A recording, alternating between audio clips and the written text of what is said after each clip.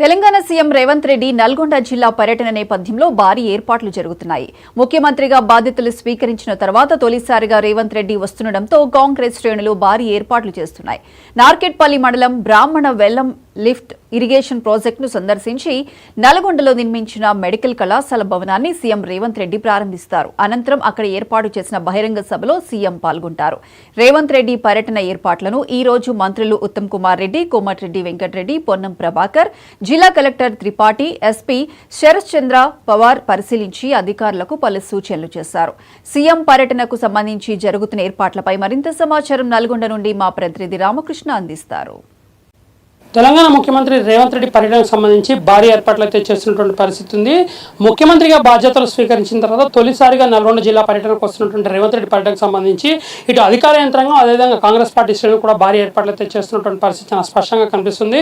ముఖ్యమంత్రి రేవంత్ రెడ్డి తన పర్యటనలో భాగంగా నకరేకల్ అదేవిధంగా నల్లగొండ, మిర్యాలగూడ నియోజకవర్గాల్లో పర్యటించున్నారు. దీంట్లో ప్రధానంగా నకరేకల్ నియోజకవర్గ పరిధిలో నిర్మిస్తున్నటువంటి బ్రాహ్మణ వెల్లంల ప్రాజెక్టును ఆయన సందర్శించి ప్రస్తుతం బ్రాహ్మణుల ప్రాజెక్టు ఎంతవరకు పూర్తయింది, ఇంకా ఎంత సమయం పడుతుంది, అదేవిధంగా ఇరిగేషన్ అధికారులతో చర్చించడం ద్వారా పూర్తి చేయడానికి ఇంకా ఎన్ని నిధులు అవసరం ఉంటాయనే విషయంలో కూడా ముఖ్యమంత్రి అధికారులతో అయితే సమీక్షించిన పరిస్థితి ఉంది. అట్లాగే బ్రాహ్మణ వెల్లంలో లిఫ్ట్ ఇరిగేషన్ ప్రాజెక్టు పూర్తయితే ఎన్ని ఎకరాల మేర సాగునీరు అందుతున్న విషయాన్ని కూడా ముఖ్యమంత్రి రేవంత్ రెడ్డి అధికారులను తెలుసుకునే ప్రయత్నం అయితే చేసే అవకాశం ఉందని కూడా తెలుస్తుంది. ఇక మరొక పక్కన అట్నుంచి నేరుగా నల్గొండ జిల్లా కేంద్రంలో వచ్చిన తర్వాత నల్గొండ జిల్లా కేంద్రంలో ఇటు కాంగ్రెస్ పార్టీ శ్రేణులు ముఖ్య నాయకులు ఉన్నారో వారందరినీ కలుసుకున్న తర్వాత నల్గొండ పట్టణానికి శివారులో ఉన్నటువంటి మెడికల్ కళాశాల ఏదైతే ఉందో ఈ మెడికల్ కళాశాలలో ఆయన హెల్ప్యాడ్ ద్వారా ఇక్కడికి చేరుకున్న తర్వాత మెడికల్ కళాశాల భవనాన్ని పూర్తిగా పరిశీలించడంతో పాటు మెడికల్ కళాశాలను ప్రారంభించనున్నారు. మెడికల్ కళాశాలను ఆయన ప్రారంభించిన తర్వాత ఇదే ప్రాంగణంలో అంటే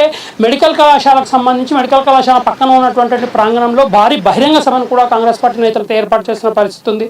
మెడికల్ కళాశాల ఇప్పటికే దాదాపుగా 95% కూడా పూర్తయినట్లుగా అధికారులు చెబుతున్నారు. మరికొన్ని చిన్న చిన్న పనులు ఉన్నాయి, ఈ 10-15 రోజుల్లో పూర్తి చేస్తామని కూడా ప్రస్తుతం అధికారులు తెలియజేస్తున్న పరిస్థితి ఉంది. విజువల్స్లో మనం చూడొచ్చు, మెడికల్ కళాశాల భవనాన్ని ఆయన ప్రారంభించిన తర్వాత అక్కడి నుంచి నేరుగా బహిరంగ సభ ప్రాంతానికి వచ్చి ఇక్కడ బహిరంగ సభలో పాల్గొని ప్రజలను ఉద్దేశించి మాట్లాడడంతో పాటుగా కాంగ్రెస్ పార్టీ పాలన ఏడాది పూర్తవుతున్న నేపథ్యంలో గత ఏడాదిగా తాము చేపట్టిన అభివృద్ధి పనులు, కేటాయించిన నిధులను కూడా ప్రజలకు వివరించే పరిస్థితి అయితే ముఖ్యమంత్రి రేవంత్ రెడ్డి చేసే అవకాశం ఉందని కూడా నేతలు అయితే చెబుతున్నారు. ఇక మరొక పక్కన ఈ రెండు కార్యక్రమాలు పూర్తయిన తర్వాత మిర్యాలగూడ నియోజకవర్గ పరిధిలో దామర్చర్ల కేంద్రంగా ఉన్నటువంటి వీర్లపాలెం వద్ద నిర్మిస్తున్నటువంటి యాదాద్రి థర్మల్ పవర్ ప్రాజెక్టును కూడా ఆయన పరిశీలించి పనుల పురోగతిని తెలుసుకోవడం పాటుగా ట్రాన్స్కో, జెన్కో అధికారులతో కూడా ఆయన సమీక్ష కూడా నిర్వహించనున్నట్లుగా తెలుస్తుంది.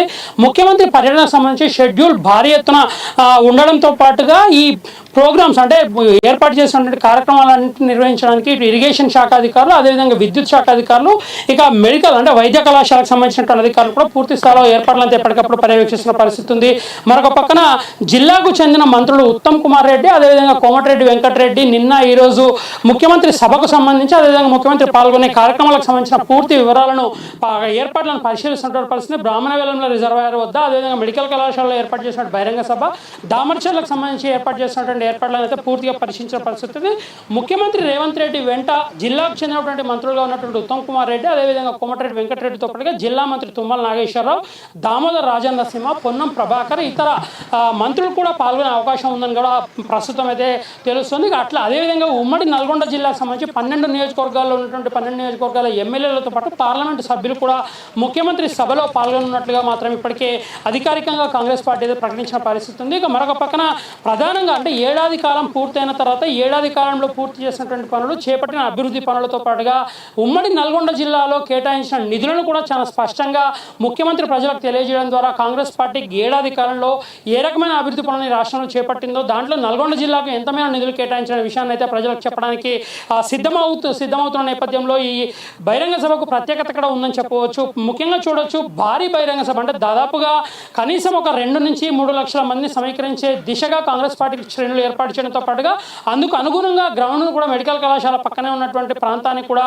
పూర్తి స్థాయిలో ఏర్పాట్లు చేయడంతో పాటుగా అంటే ప్రజలను ముఖ్యమంత్రి సభకు ప్రజలను కూడా పెద్ద ఎత్తున ఉమ్మడి జిల్లాకు సంబంధించి కావచ్చు, నల్గొండ నియోజకవర్గం సంబంధించి భారీగా తరలించడానికి మాత్రం పూర్తి స్థాయిలో ఏర్పాట్లు అయితే చేస్తున్నటువంటి పరిస్థితి ఉంది. అట్లాగే ముఖ్యమంత్రి దృష్టికి నల్గొండ పట్టణానికి సంబంధించినటువంటి పట్టణ సమస్యలతో పాటుగా శివారు ప్రాంతాల్లో ఉన్నటువంటి సమస్యలు అదేవిధంగా నియోజకవర్గాలకు సంబంధించి శాసనసభ్యులు ఎవరైతే ఉన్నారో వారు కూడా తమ నియోజకవర్గాల్లో ముఖ్యమంత్రి జిల్లాకు వస్తున్న నేపథ్యంలో తమ సమస్యలను కూడా ముఖ్యమంత్రికి విన్నవించే పరిస్థితి ఉంది. ఇక మరొక పక్కన చూడొచ్చు, నల్గొండ జిల్లాలో కోమటిరెడ్డి వెంకటరెడ్డి మంత్రిగా ఉండడంతో పాటుగా మంత్రిగా పనిచేసిన కాలంలో చేపట్టిన అభివృద్ధి పనుల తర్వాత బీఆర్ఎస్ పార్టీ ప్రభుత్వంలోకి వచ్చిన తర్వాత కొద్దిపాటి అభివృద్ధి పనులు మాత్రమే చేశారు, ఎక్కడ కూడా పూర్తి చేయాలని అనేక సందర్భాల్లో ఇప్పటికే ఆరోపించిన పరిస్థితి ఉంది.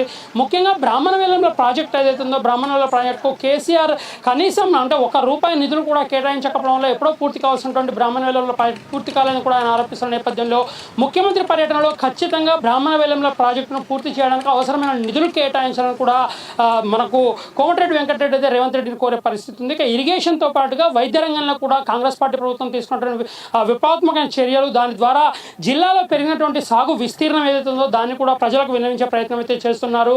దీనికి సంబంధించి ప్రధానంగా మెడికల్ కళాశాలలో ఏర్పాటు చేసినటువంటి బహిరంగ సభలో మెడికల్ కళాశాలలో ఉన్నటువంటి వసతులతో పాటుగా రాష్ట్రంలో మెడికల్ కళాశాలల ద్వారా ప్రభుత్వ మెడికల్ కళాశాలగా పేద మధ్యతరగతి ప్రజలకు ఉన్నత విద్యను చేరువచేసే దిశగా కాంగ్రెస్ పార్టీ ప్రభుత్వం ముందుకు సాగుతుందని కూడా చెప్పే ప్రయత్నం అయితే ముఖ్యమంత్రి రేవంత్ రెడ్డి చేయనున్నట్లుగా తెలుస్తుంది. మొత్తంగా ముఖ్యమంత్రి పర్యటనకు సంబంధించి అధికార యంత్రాంగం కూడా పూర్తి స్థాయిలో ఏర్పాట్లు చేస్తుంది. నిన్ననే మనకు చూడొచ్చు, హైదరాబాద్ రేంజ్ ఐజీగా ఉన్నటువంటి సత్యనారాయణ భద్రతా ఏర్పాట్లు పరిశీలించడంతో పాటుగా ఈరోజు ఉదయం ఇద్దరు మంత్రులు, జిల్లాకు చెందిన ఇద్దరు మంత్రులు ఉత్తమ్ కుమార్ రెడ్డి, కోమటిరెడ్డి వెంకటరెడ్డి కూడా అన్ని ఏర్పాట్లు కూడా పరిశీలించిన పరిస్థితి. మరొక పక్కన జిల్లా కలెక్టర్ ఇలా త్రిపాఠి కూడా ఇప్పటికే ముఖ్యమంత్రి పర్యటించే ప్రాంతాలలో సందర్శించి అవసరమైన ఏర్పాట్లు చేయడంతో పాటుగా అధికారులకు అవసరమైన సూచనలు కూడా చేసినటువంటి పరిస్థితి ఉంది. ఏది ఏమైనా రేపు జరగబోయే ముఖ్యమంత్రి సభను విజయవంతం చేయడానికి మాత్రం ఇది అధికార యంత్రాంగం వాడు కాంగ్రెస్ పార్టీ ఇష్టంలో అయితే పెద్ద ఎత్తున శ్రమిస్తున్నటువంటి పరిస్థితి ఉంది. ఇది ముఖ్యమంత్రి రేవంత్ రెడ్డి పర్యటన నేపథ్యంలో నల్గొండ జిల్లా కేంద్రంలో ప్రస్తుతం నెలకొన్న తాజా పరిస్థితి. వీడియో జర్నలిస్ట్ మధుతో రామకృష్ణ.